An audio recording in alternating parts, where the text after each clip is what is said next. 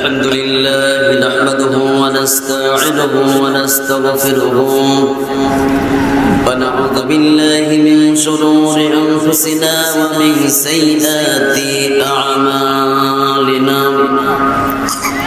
من يهدي الله فلا مضل له ومن يضلله فلا هادي له ونشهد أن لا إله إلا الله وحده لا شريك له ونشهد أن سيدنا وحبيبنا ومولانا محمدا عبده ورسوله الذي أرسل رسوله بالحق بشيرا ونذيرا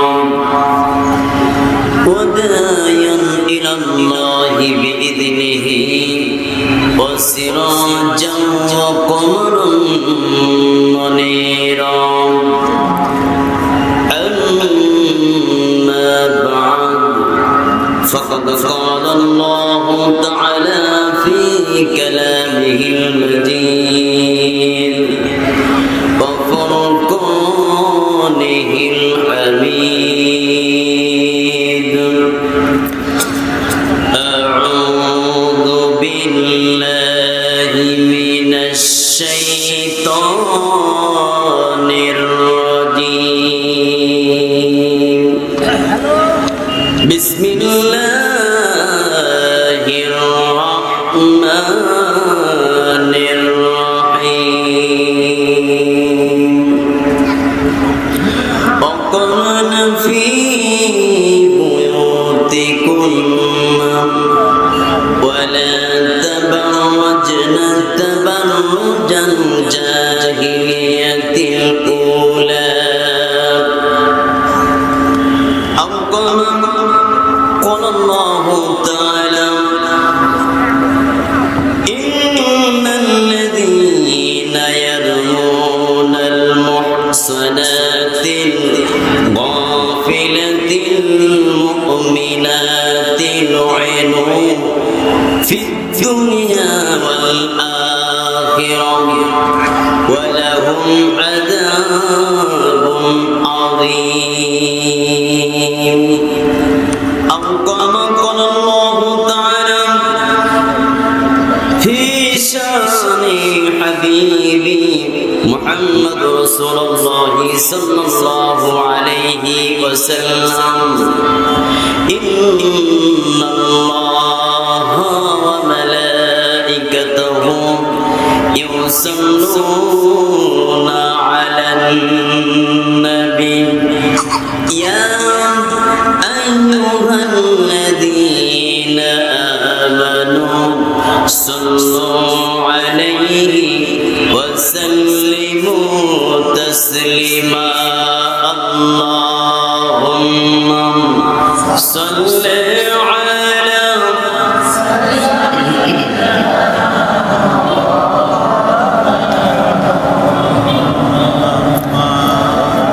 وعلى آل سيدنا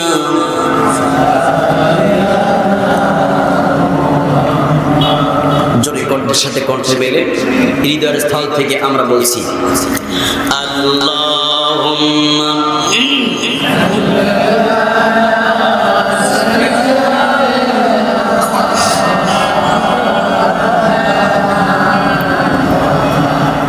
وعلى آل سيدنا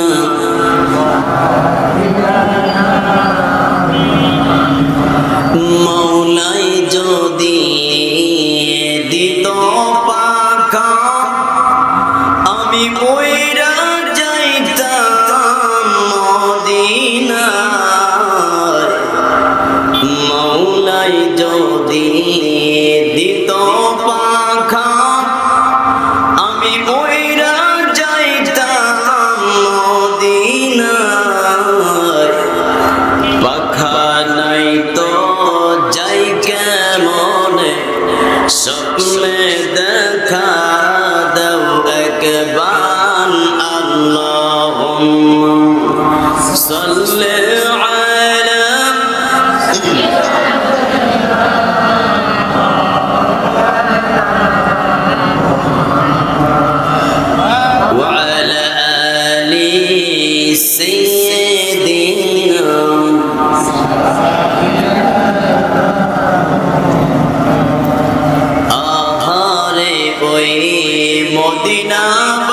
বাসী ধন্য তোদের এ জীবন আহারে ওই মদিনাবাসী ধন্য তোদের এ জীবন তোদের মাঝে শুয়ে আছেন দোজাহানের মহাজন আল্লাহুম্মা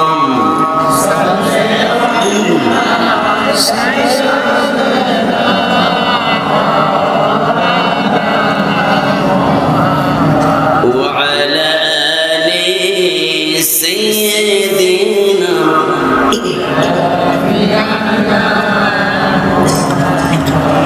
ওরে নওজোয়ান তোমরা তো মুসলমান কেন গাও বলো ভিনদেশীদের গান কেন গাও বলো ভিনদেশীদের গান ও মুসলমান তোমাকে গাইতে হবে আল কোরআনের গান ঠিক না ঠিক ও মুসলমান তোমাকে গাইতে হবে আল কোরআনের গান বলতে পারবে সবাই ওরে নওজোয়ান তোমরা তো মুসলমান ওরে নওজোয়ান তোমরা তো মুসলমান কেন গাও বলো ভিনদেশীদের গান কেন গাও বলো ভিনদেশীদের গান ও মুসলমান তোমাকে গাইতে হবে আল কোরআনের গান ও মুসলমান তোমাকে গাইতে হবে আল কোরআনের বৈশাখী মেলাতে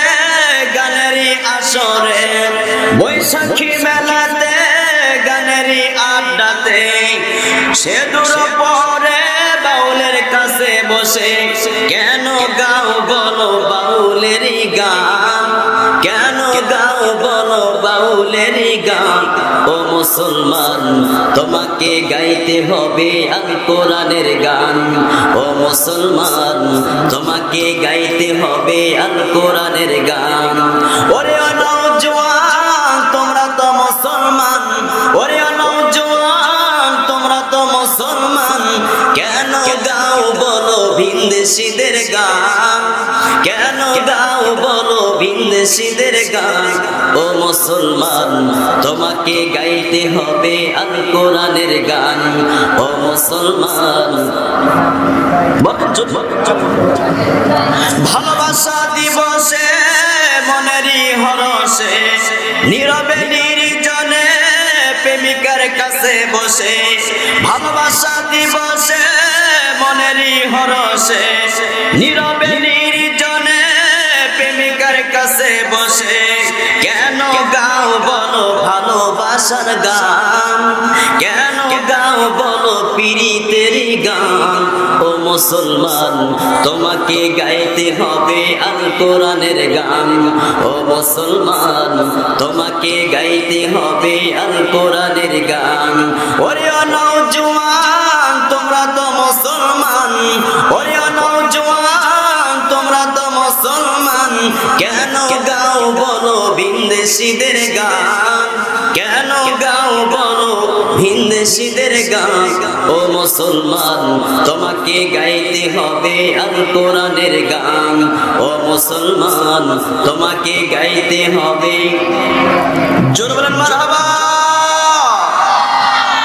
আলহামদুলিল্লাহি রাব্বিল আলামিন ওয়াল আকিবাতু লিল মুত্তাকিন সমস্ত তারিফ প্রশংসা একমাত্র শুধুমাত্র মহান আল্লাহ সুবহানাহু ওয়া তাআলার জন্য যে মনিব যে স্রষ্টা ও দ্রষ্টা আজকে আমাদেরকে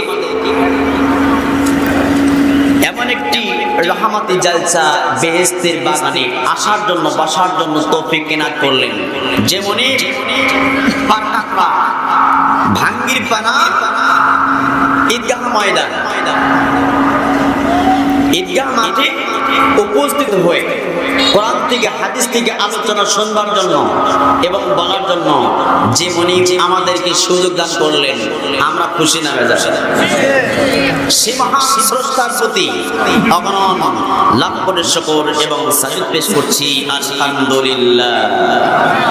দরুদ সালাম মক্কার মতি মদিনার জ্যোতি দুকুলের সাথী বিশ্ব সবার সভাপতি নবী মাকাম সাইয়্যিদুল মুরসালিন খাতামান নবীন শাফিউল মুজনিবিন রাহমাতুল লিল আলামিনের প্রতি আমরা সবাই শ্রদ্ধা জনিত কণ্ঠে হৃদয় নিংড়ে সমস্ত আবেগ উজাড় করে স্বতঃস্ফূর্ত কণ্ঠে বলছি সাল্লাল্লাহু আলাইহি ওয়াসাল্লাম। সর্বপ্রথমে আমার আলোচনার প্রারম্ভে আমি শোনা জ্ঞাপন করছি পারকাকড়া কেন্দ্র ঈদগাহ মাঠের প্রতিষ্ঠাতা মরহুম আলহাজ লেখা আছে না আলহাজ কাজীউদ্দিন সাহেব আল্লাহ পাক তেনার রূহকে জান্নাতের মধ্যে প্রবিষ্ট করা বলেন আল্লাহুম্মা আমিন।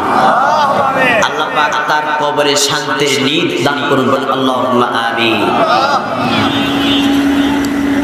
শুরুতেই অত্র মাহফিলের শ্রদ্ধাভাজন ব্যক্তিত্ব অনারেবল প্রেসিডেন্ট সভাপতি জনাব মোহাম্মদ নুরুল ইসলাম মজনু ভাই, সহ সভাপতি জনাব মোহাম্মদ আফতাব সরকার, আলহাজ মোহাম্মদ আব্দুস সালাম, হাফেজ কারি মাওলানা মোহাম্মদ আব্দুস সুবহান জিবরি সাহেব, প্রধান পৃষ্ঠপোষক M A Hakim Matin master সাহেব ছাত্রলীগ, প্রধান অতিথি জনাব ডক্টর মোহাম্মদ মুস্তাফা আল নান্নু সাহেব, সভাপতি বিএম বগুড়া জেলা শাখা, প্রধান আকর্ষণ, প্রধান বক্তা, প্রধান মেহমান, প্রধান আলোচক, আন্তর্জাতিক খ্যাতিসম্পন্ন মুফাসসিরে কোরআন হযরত মাওলানা মোহাম্মদ গোলাম আজম সাহেব, আরো অন্যান্য অতিথি মণ্ডলী, আরো অন্যান্য ওলামায়ে কেরামগণ উপস্থিত।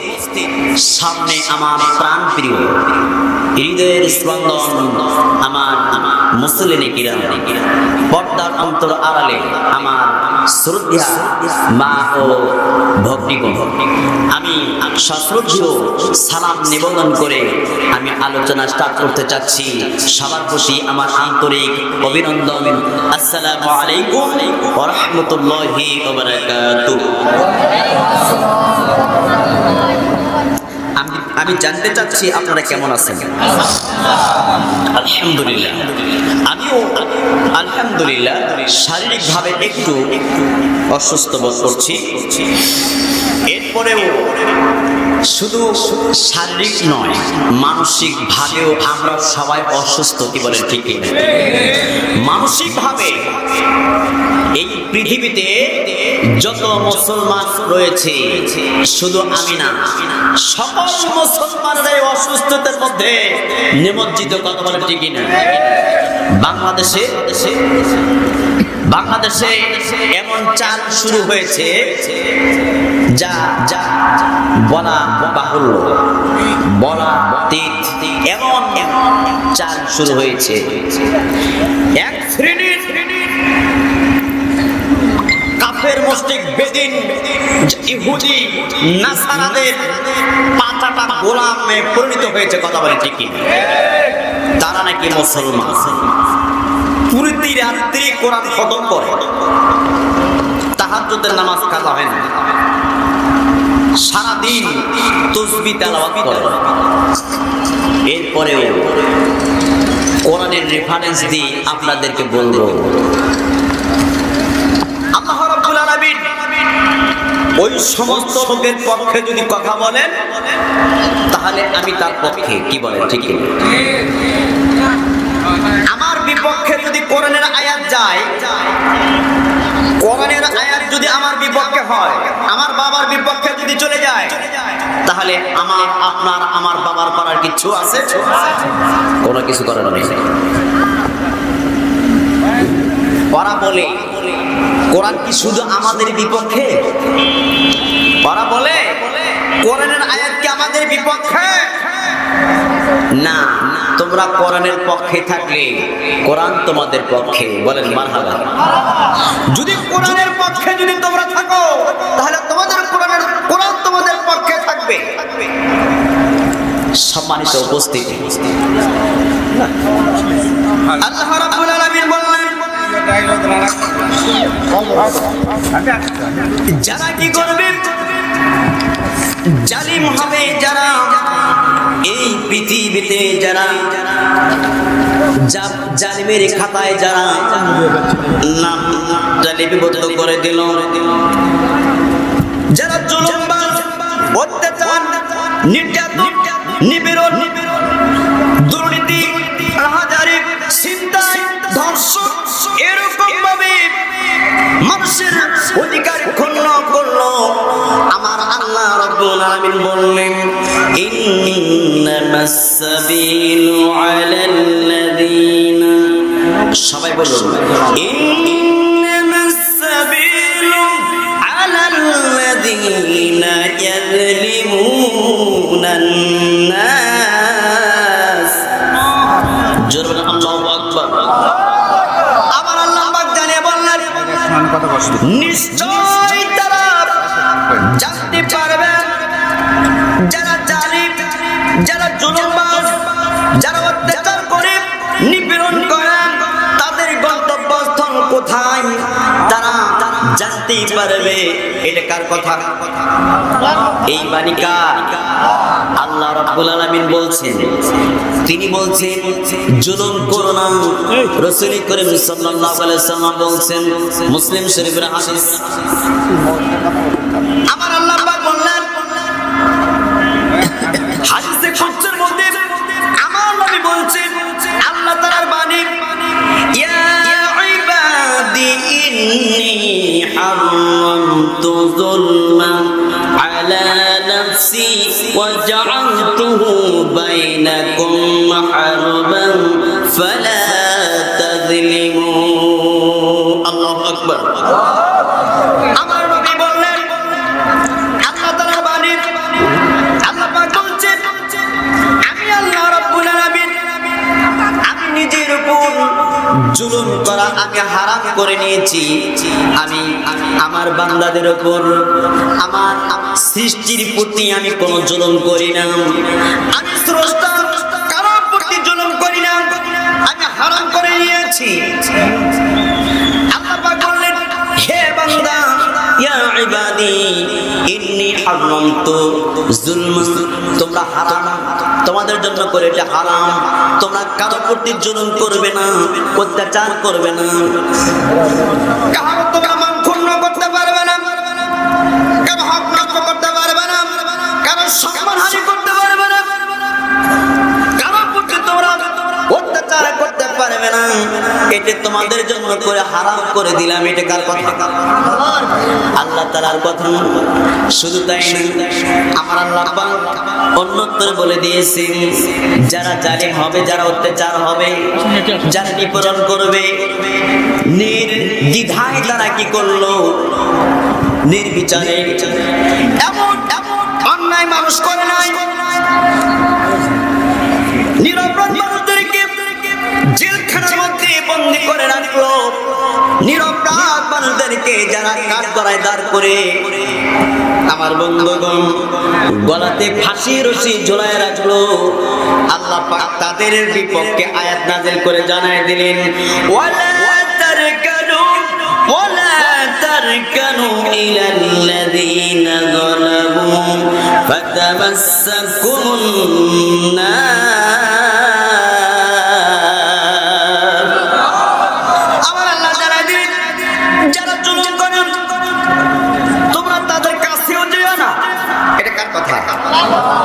যারা জুলুম করে তাদের ধারে কাছেও যেও না, বরং তাদের সাথে তোমরা সম্পর্ক রাখবে না, তাদের তাদের সঙ্গে তোমরা বন্ধুত্ব করবে না, তাদের সাথে কথা বসা করবে না, তাদের সাথে কথা বলবে না। এটা কার কথা? আল্লাহ নিষেধ করলেন। আমার বন্ধুগণ, আমার ভাইরা, তাহলে আমার বাবা যদি জুলুম করে, আমার বাবা যদি জালিম হয়, তাহলে আমার বাবা জালিম হওয়া সত্ত্বেও কি আমরা কি তাকে বাবা বলে স্বীকৃতি দিতে পারি? আমি যদি জালিম হয়, তাহলে কোরআন কি আমাকে স্বীকৃতি দিতে পারে? কখনো স্বীকৃতি দিতে পারে না। আমি আল্লাহর সৈনিক, আমি আল্লাহর প্রেমিক, আমি একজন আল্লাহর মুমিন বান্দা, আমি মুসলমান। এটা কখনো কোরআন বলতে পারে না, হাদিস বলতে পারে না, নবীজি বলতে পারেন না। কেন না? আমি জালেম। তাহলে জালেমের বিরুদ্ধে আল্লাহ পাক এই সব কথা বললেন। শুধু তাই নয়, অন্যত্র আল্লাহ পাক বললেন, উহশুরুল্লাযীনা যালামু ওয়া আযওয়াজুহুম, যারা অত্যাচার করে তাদেরকে যারা সাহায্য করে, যারা অত্যাচার করে। ইন্ডিয়া ভারতবর্ষের মধ্যে বিভিন্ন বিদেশি এরকম ভাবে মুসলমানদেরকে হত্যা করলো, মুসলমানদেরকে আঘাত করলো, মুসলমানদেরকে দুনিয়া থেকে বিদায় করলো, তাদেরকে দুনিয়া থেকে বিদায় করে দেওয়ার জন্য একটা ষড়যন্ত্র করলো, পায়তারা করলো। শুধু তাই নয়, তাদেরকে সম্মানহানি করলো, বাবরি মসজিদ ভেঙে দিল। এই কুলঙ্কারীরা তারা নাকি আমার দেশের কিছু মানুষের বন্ধু। কি কোন ঠিক কি? আমার দেশের কিছু মানুষের এত প্রেমিক, এত ভালোবাসা তাদের প্রতি, আমার ধিক্কার লাগে, আমার কষ্ট লাগে, মনে বেদনা লাগে। তোমরা কোন মুসলমান? তোমরা কোন জাতের মুসলমান? যে ভারতবর্ষের সম্রাট, যে ভারতবর্ষের প্রধানমন্ত্রী নরেন্দ্র মোদী আমার মতো ভাইদেরকে যারা শহীদ করে দিল, হত্যা করে দিল, বাবরি মসজিদ আল্লাহর ঘর ভেঙে কান করে ফেললো। শুধু তাই নয়, বাবরি মসজিদ ভাঙার পরে সেখানে পূজা মণ্ডপ স্থাপন করলো, গির্জা স্থাপন করলো। আর সেই লোকটি কি তোমার বন্ধু হতে পারে? সেই লোকটি কি তোমার আপনজন হতে পারে? তার মানে আমি বুঝতে আমার কোনো বাকি রইল না, এই লোকটি তোমার অন্তরঙ্গ নয়, তোমার পূর্বপুরুষ হতে পারে। কি কোন ঠিক? তোমার পূর্বপুরুষ হতে পারে। এই হলো তোমার অরিষ্টা। তাছাড়া তোমার এত প্রিয় হতে পারে? হতে পারে কেন? এত প্রিয় মাত্র কেন হলো? আজকে ধিক্কার লাগে, মুসলমানদের মধ্যে এতটুকু কি কষ্ট লাগে না, ব্যথা লাগে না?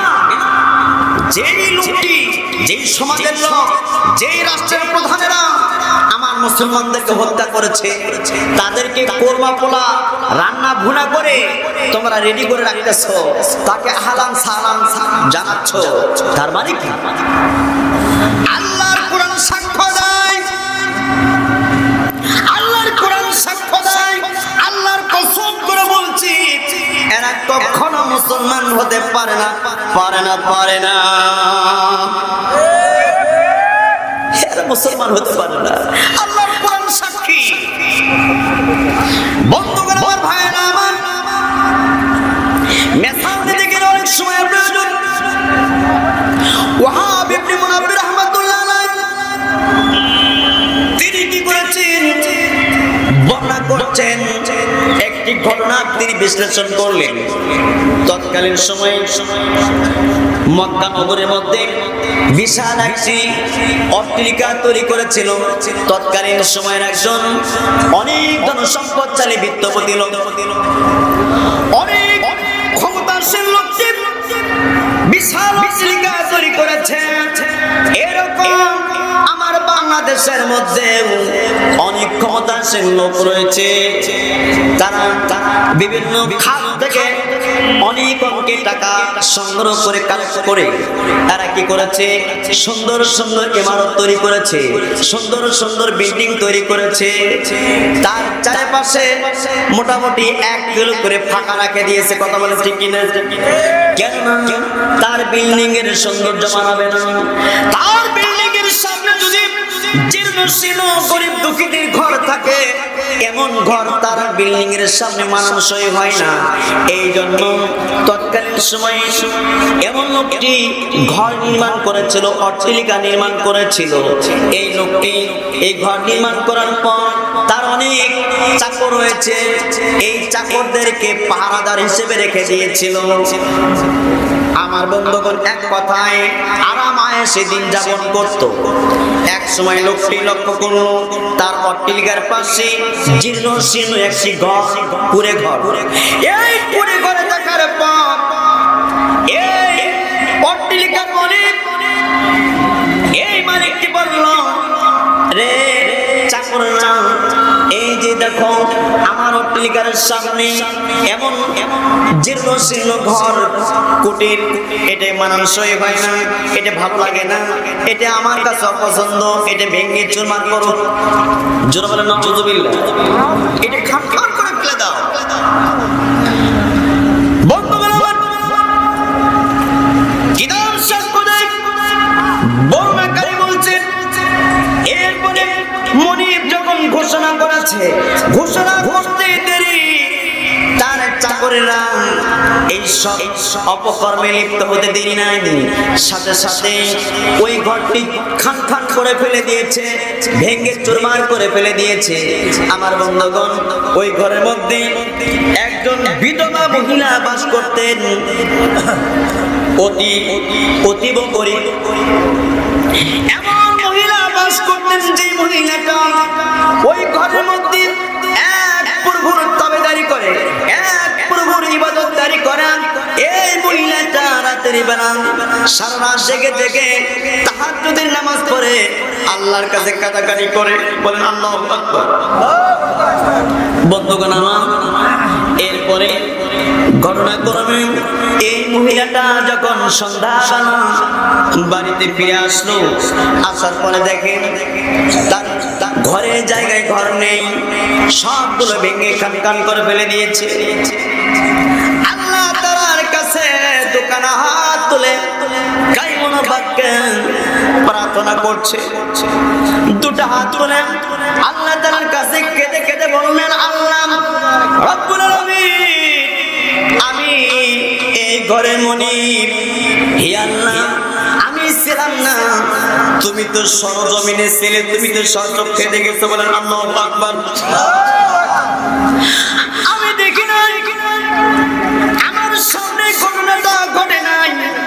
হে আল্লাহ, তুমি তো সব কিছু দেখেছো। আল্লাহ, তুমি এটা প্রতিহত কেন করলে না? আল্লাহ তাআলার কাছে নালিশ দিতে দেরি হয়েছে, কিন্তু আমার আল্লাহ বিচার করতে দেরি করে নাই। জোরে বলেন না সুবহানাল্লাহ। এই যে সুবহানাল্লাহ বললেন, কষ্ট হল?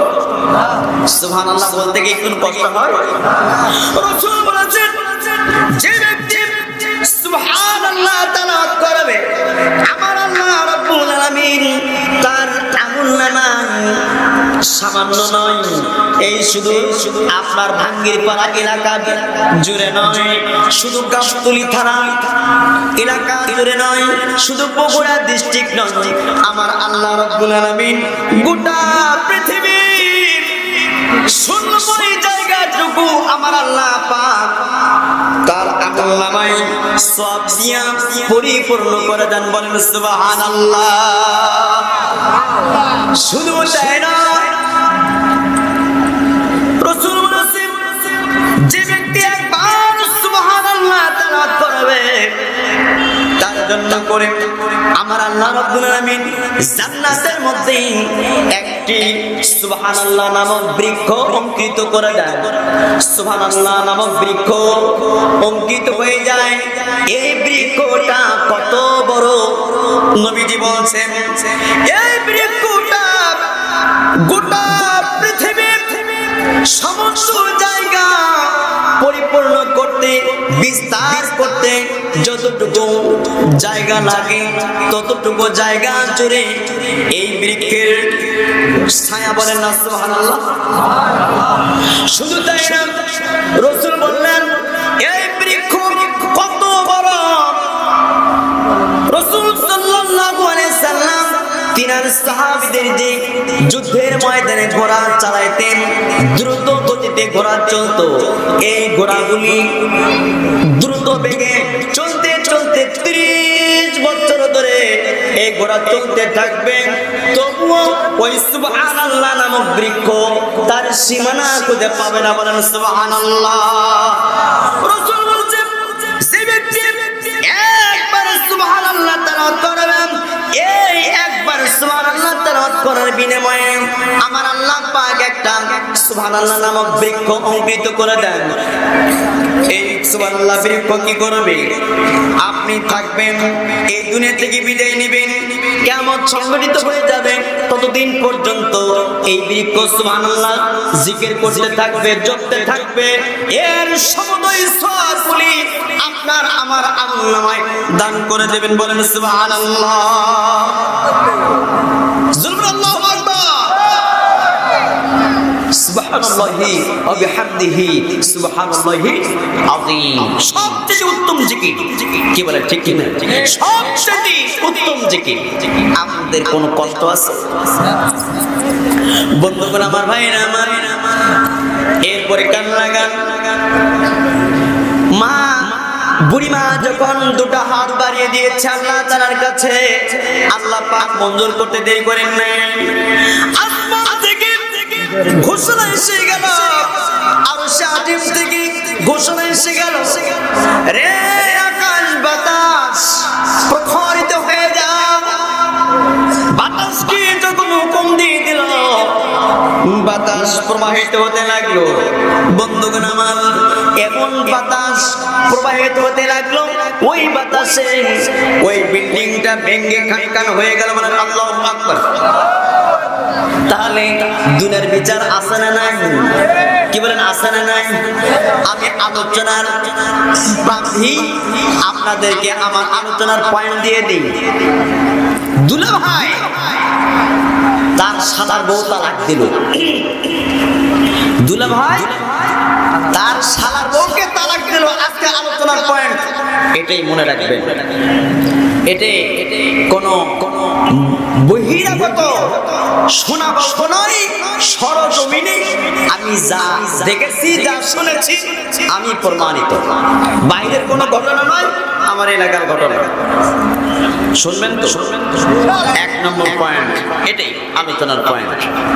সম্মানিত উপস্থিতি, এরপরে মা বোনদের জন্য একটা আলোচনা থাকবে।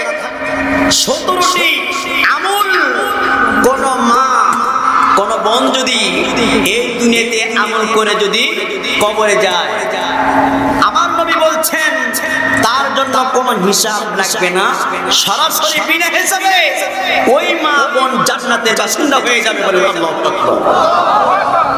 এই 17টি হাদিস ইনশাআল্লাহ বলার চেষ্টা করব। তার আগে একটু আমরা সবাই আল্লাহ তাআলার প্রতি একটু জিকির করে নিই। লা ইলাহা, আরেকটু আগে আসেন, আগে আসেন। জায়গাটা একটু বদলাইলেন, জায়গাটা একটু জান্নাতের ভিতরে জায়গাটা একটু বদলায় রাখেন। এই জায়গাটা সাক্ষী হবে, বলেন সুবহানাল্লাহ। একটু আগে আসেন। লা ইলাহা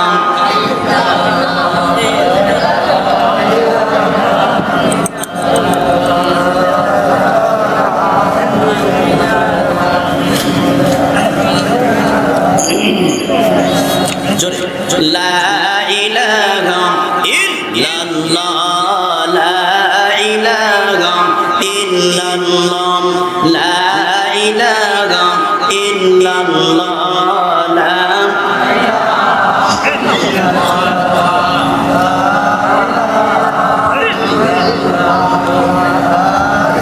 পাহাড়ে রয়ে ঝরনা সমূহ, পাহাড়ে রয়ে ঝরনা সমূহ, ওই নামে হয় মাতোয়ারা।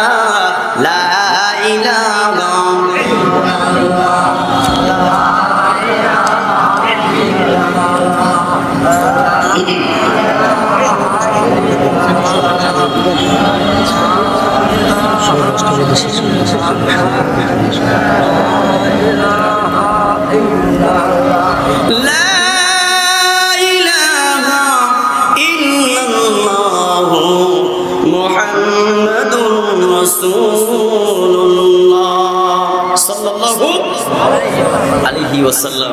সম্মানিত উপস্থিতি, যারা এখনো দাঁড়িয়ে আছেন, সম্মানিত মা বোনেরা, আপনাদের প্যান্ডেলে জায়গা সংকলন হচ্ছে না, দয়া করে মা আপনি একটু আগে বসুন, সামনের দিকে একটু চাপিয়ে বসুন। আমার বন্ধুগণ, ভাইয়েরা আমার,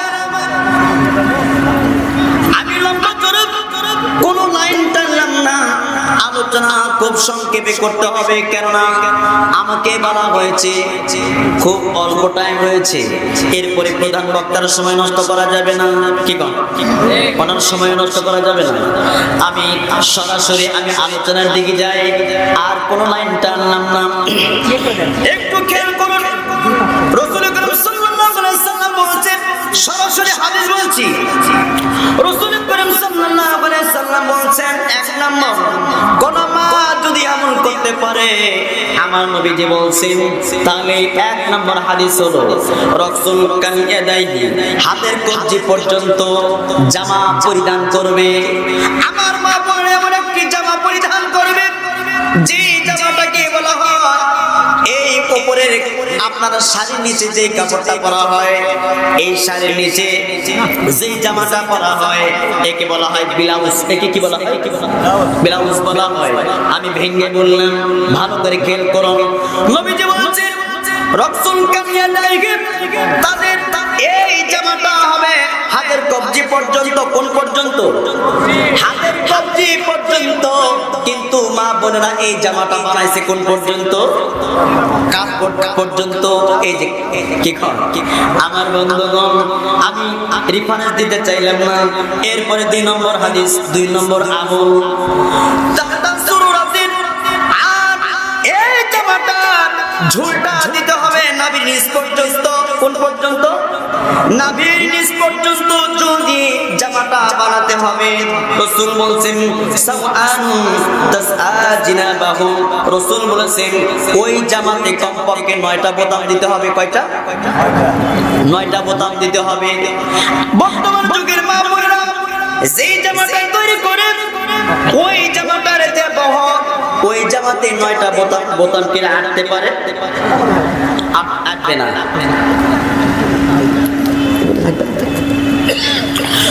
9টি বোতাম লাগার মতো জায়গা নেই, বিধান মা বোনেরা যে জামাটা পরিধান করে, এটা কিন্তু শরীয়ত সম্মত নয়, রাসূলের হাদিস।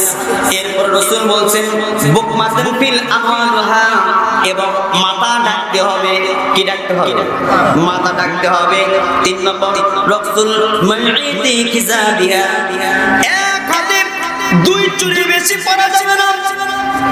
এক হাতে মা বোনেরা 2 চুরি নয়, 3 চুরি নয়, লারে লাপ্পা 15-16টা, কি মোটামুটি 15-16টা চুরি ব্যবহার করে, আর যখন চলতে থাকে, হাঁটতে থাকে, মনে হয় ঘোড়া দৌড়াচ্ছে। কি করতে কিনা রাস্তা দিয়ে যখন ঘোড়া যায়, ওই ঘোড়াগুলি চলতে পথে ওই পায়ের একটা সাউন্ড আসে, কি কথা বোঝা যায় যে ঘোড়া যাচ্ছে।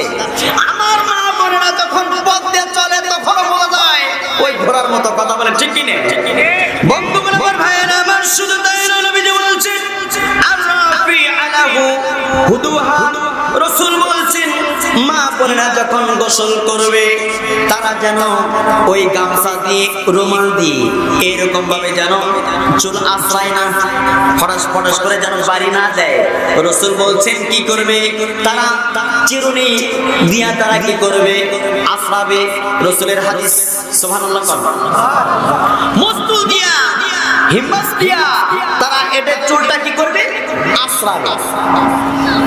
বন্ধুগণ আমার, রাসূল আকরাম সাল্লাল্লাহু আলাইহি সাল্লাম বললেন, এর নিকটে একজন মহিলা, রাসূলের একজন উম্মতি, সে বললেন ইয়া রাসূলুল্লাহ, ইয়া হাবিবাল্লাহ, আমার স্বামী আমাকে বেশি ভালোবাসবে, কি আমল করলে? এরকম ভাবে একজন পুরুষ একজন ছেলে মানুষ এসে রাসূলকে বললেন, ইয়া রাসূলুল্লাহ, ইয়া হাবিবাল্লাহ, কোন আমল করলে আমার স্ত্রী আমাকে বেশি মহব্বত করবে? রাসূল বললেন, উহিব্বু মান যাওজাকা মান তাসলি আলা। রাসূল করিম সাল্লাল্লাহু আলাইহি সাল্লাম বললেন যে কি করবে? স্ত্রীদেরকে লক্ষ্য করে বললেন, এ মা শোনো, তোমরা কি করবে? তোমরা তোমার স্বামীর এই কানের লতিতে হাত ছোঁয়াবে। কোথায়? কানের লতিতে হাত ছোঁয়াবে, মহব্বত করে। কি করে? মহব্বত করে, আদর করে। এরপর রাসূল বললেন, এরকম ভাবে যখন এই পুরুষটি এই ছেলেটি যখন রাসূলকে বললেন, ইয়া রাসূলুল্লাহ, কি আমল করলে আমার স্ত্রী আমাকে বেশি ভালোবাসবে? তখন বললেন, হে আল্লাহর বান্দা শোনো, তোমার স্ত্রীকে যখন কি করতে যাবে? মহব্বত করতে যাবে, ভালোবাসতে যাবে, যখন তুমি কাছে পাবে তাকে কি করবে? আদর করে, শখ করে, ঠোঁটে হাত দেবে। কোথায় হাত দেবে? ঠোঁটে হাত দেবে, একটু শখ করবে। যদি তোমার তোমার বিবির ঠোঁটে যখন স্পর্শ লাগবে, সাথে সাথে তোমার বিবির পক্ষ থেকে মহব্বত তৈরি হয়ে যাবে। বলেন সুবহানাল্লাহ। রাসূল করিম সাল্লাল্লাহু আলাইহি সাল্লাম সিনাদের স্ত্রীদের মধ্যে এরকম ছিল। হযরত সাউদা, হযরত হাফসা এবং হযরত আয়েশা সিদ্দিকা রাদিয়াল্লাহু তাআলা। ঘটনাটা না বললাম আপনারা বিস্তারিত বুঝতে পারবেন না। যে সংসারের মধ্যে সতীন রয়েছে তারাই বুঝতে পারে কি করে, ঠিক কিনা? রাসূল করিম সাল্লাল্লাহু আলাইহি সাল্লাম তিনার সুযোগ্য, তিনার পত্নীগণ, তিনার স্ত্রীগণ তিনজন এক জায়গায় যখন হয়ে গেল, হযরত সাউদা, হযরত হাফসা রাদিয়াল্লাহু তাআলা, হযরত আয়েশা সিদ্দিকার বাড়িতে গেলেন। তিনজনে গল্পে মেতে গেলেন। গল্প করতে করতে এক পর্যায়ে ওর ভিতরে হযরত সাউদা রাদিয়াল্লাহু তাআলা তিনি সেজে গুজে আসছেন, সুন্দর করে মেকআপ করেছেন, সুন্দর সেজে গুজে তার শরীরের মধ্যে নতুন জামা পরিধান করা। তিনজনের মধ্যে সৌন্দর্য তাকে বেশি ভালো লাগছিল। এই জন্য তারা দুইজনে গল্প করছিল, কানে কানে গল্প করছিল। রাসূলের স্ত্রী হযরত আয়েশা হাফসাকে বললেন, হে হাফসা শোনো, হে আয়েশা শোনো। তারা দুইজনে গল্প করছে, বলতেছে আমাদের তিনজনের মধ্যে কিন্তু সাউদাকে সৌন্দর্য খুব লাগতেছে। কি করছে? এটা কিন্তু সব মেয়েরা কিন্তু এটা পছন্দ করে না, করে সবাই চায় আমার স্বামী আমাকে বেশি ভালোবাসার। কথা বলে ঠিক কি না? আমার বন্ধুগণ, আমি রিফারেন্সটা এরকম বোঝানোর জন্য বলছি, হাদিস শরীফ থেকে বলছি। রাসূলের তিনজন স্ত্রীর মধ্যে সবচাইতে বেশি ভালো লাগছিল সাউদাকে। তিনি একটু কানে কম শুনতেন। এরপরে যখন দুইজনে কানে কানে গল্প করেছিল, সম্মানিত বাবা বলতে হচ্ছে, সম্মানিত মা বোনেরা, সম্মানিত মা বোনেরা, একটু আগে আগে চাপায়া চাপায়া বসুন। আমি আবারও আপনাদেরকে দৃষ্টি আকর্ষণ করছি, মেহেরবানি করে মা বোনেরা একটু চাপে বসুন। এক জায়গা ছেড়ে আরেকটা জায়গা আপনারা আসন গ্রহণ করুন। হাদিস শরীফে আসছে, বিশ্বনবী বলছেন যে যেই জায়গায় যে মাদ্রাসে কোরআন শ্রবণ করা হয়, হাদিস শ্রবণ করা হয়, মাসলা মাসাইল শ্রবণ করা হয়, এই জায়গাটা সাধারণ কোনো জায়গা নয়, জান্নাতের একটা বাগান অংশ। আর এই জায়গার মধ্যে ওই যে জায়গায় আপনি বসে বসে কোরআন শ্রবণ করছেন, এই জায়গাটা আল্লাহ তাআলার কাছে সাক্ষী হয়ে যাবে। বলে সুবহানাল্লাহ। আপনি কি চান না যে জায়গায় বসছেন এই জায়গায় কি আপনার জন্য শুধু সাক্ষী হোক, আর একটা জায়গায় বসলে ওই জায়গাটা আপনার জন্য সাক্ষী হয়ে যায়? বলেন আল্লাহু আকবার। বন্ধুগণ আমার, ভাইয়েরা আমার, এরপর তিনজন স্ত্রী, রাসূলের স্ত্রী তিনারা কি করছেন? তিনারা বলতেছেন সাউদাকে বেশি সৌন্দর্য মানাচ্ছে। কেমন কেমন লাগে এই মুহূর্তে যদি রাসূল করিম সাল্লাল্লাহু আলাইহি সাল্লাম আমাদের প্রাণের স্বামী যদি এসে যায় তাহলে আমাদের চাইতে বেশি পছন্দ করবে সাউদাকে। কাকে? সাউদাকে। এরকম বলতে বলতে তারা সন্দেহ করলো, হযরত সাউদা সন্দেহ করলো তিন ব্যক্তির সামনে যদি কোনো কানাঘোনা হয়, রাসূল সাল্লাল্লাহু আলাইহি সাল্লাম নিষেধ করেছেন। কি করেছেন?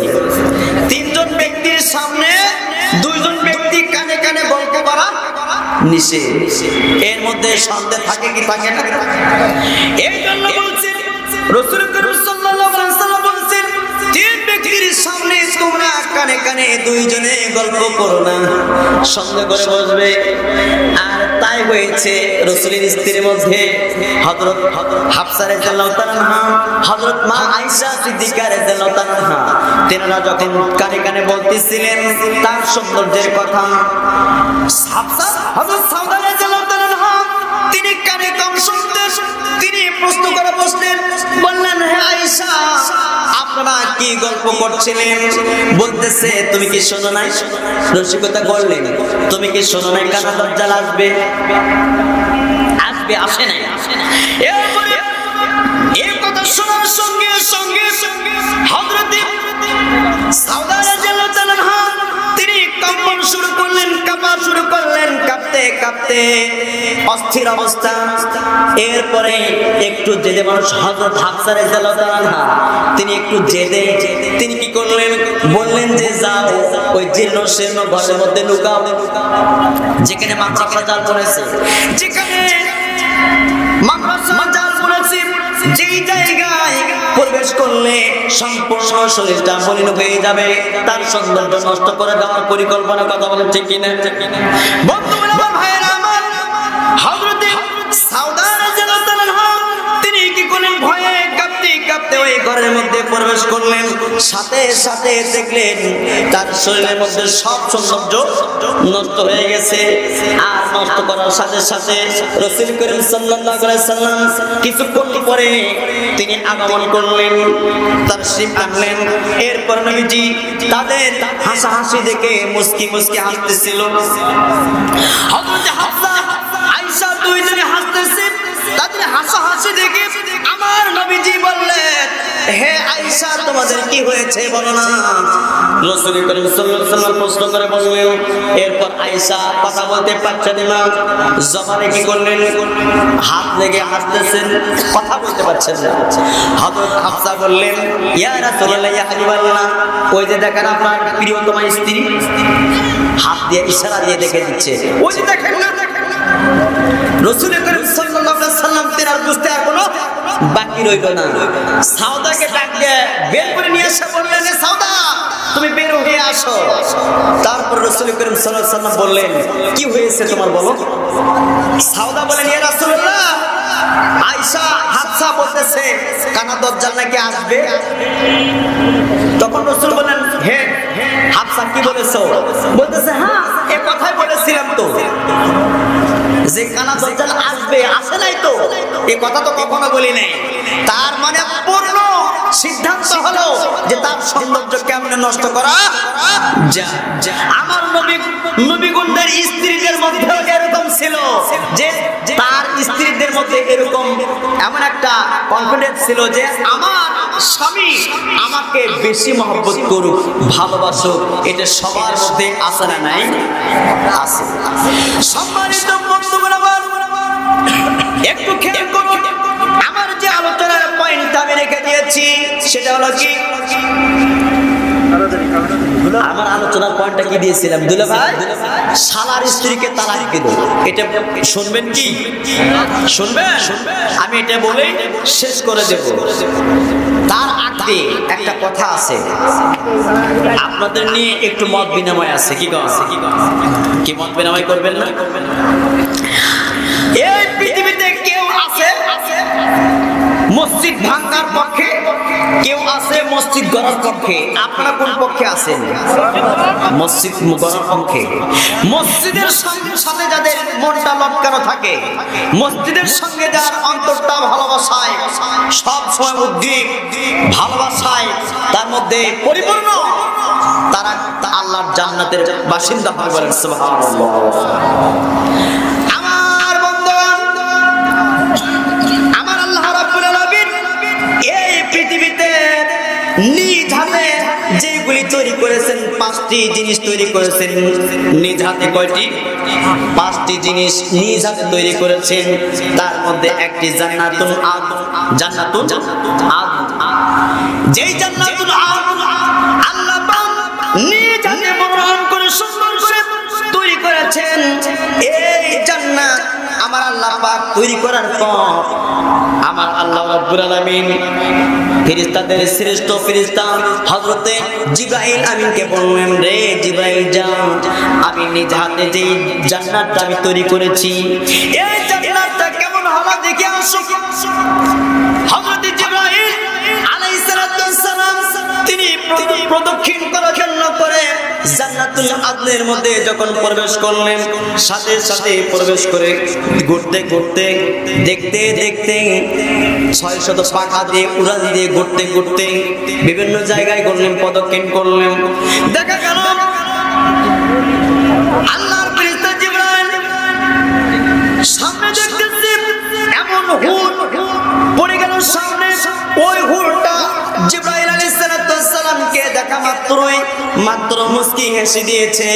মুস্কি হাসি দেওয়ার সাথে সাথে ওই হুর গিলিমানের দন্তরাজির ঝটকা নিতে আল্লাহর ফেরেশতা জিবরাইল আলাইহিস সালাম তিনি বেহুশ হয়ে জমিনে পড়ে গিয়েছে। বলেন না সুবহানাল্লাহ, বলেন আল্লাহু আকবার।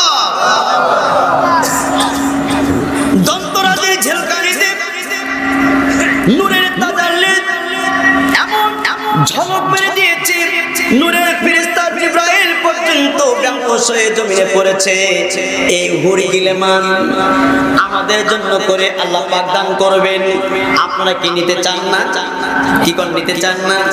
একটা নয়, দুইটা নয়, 70টা। কয়টা? 70 খানা হুর আমাদের জন্য করে থাকবে। আগে পিছে ফুলের বাগান, নাচে হুর পরি, এক এক সময় দেখা দেবে এক এক বেশ ধরি। বলেন, আগে পিছে ফুলের বাগান, নাচে হুর পরি, এক এক সময় দেখা দেবে এক এক বেশ ধরি। খানা পিনা সকল কিছু থাকবে তোমার হাতে, যখন ইচ্ছা তখন তুমি পাইবে সাথে সাথে। বলেন আল্লাহু আকবার।